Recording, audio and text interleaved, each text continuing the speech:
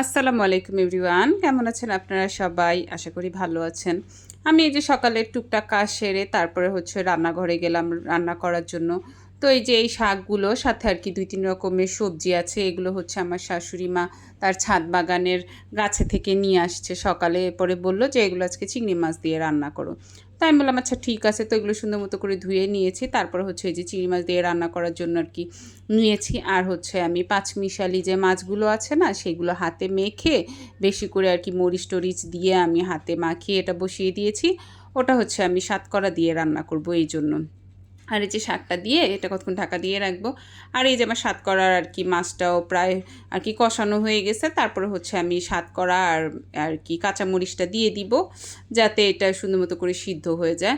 আর যে আমার শাকটা আর কি অলমোস্ট হয়ে গেছে, কিন্তু এইটার আমি আর কোনো ভিডিও ক্লিপ নিতে পারিনি।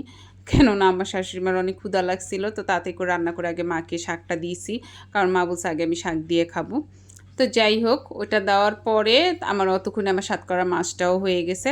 তারপর যে আমি ইলিশ মাছ আর কি ভাজবো, ভাজার জন্য নিয়েছি। তো আমি সেটা সুন্দর মতো করে কেটে নিয়েছি। ৩ পিস আর কি আমরা ভাজবো। আমার শাশুড়ি, আমার হাসব্যান্ড আর আমি খাবো, কারণ বাচ্চারা তো আর এগুলো খাবে না। তো এটা আমি সুন্দর করে মশলা দিয়ে এটা আমি আর কি মেখে কিছুক্ষণ রেখে দিব, যাতে এটার মধ্যে একটু মশলাগুলো ঢুকে। তো এই যে আমার এটা মাখানো হয়ে গিয়েছে। তারপরে আমি এই যে ভাজবো।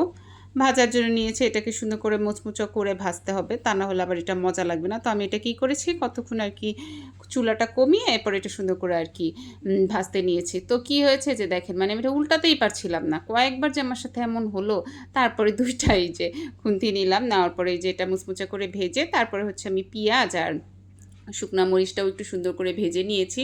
ভেজে নেওয়ার পর এটা আর কি উপর দিয়ে ছিটিয়ে দিয়েছি। আর এটা যে কী পরিমাণ মজা লেগেছে, মানে আমি এটা দিয়েই সব ভাত আজকে খেয়ে ফেলছি। আর আমার কোনো কিছুই লাগেনি। ওই তরকারিটাও ধরি নাই, শাকও ধরি নাই। আলহামদুলিল্লাহ খুবই মজা লাগছে। আর এই যে দোনোটা শুকনো মরিচও আমি খেয়ে ফেলছি। যাই হোক, আল্লাহ হাফেজ, বাই বাই।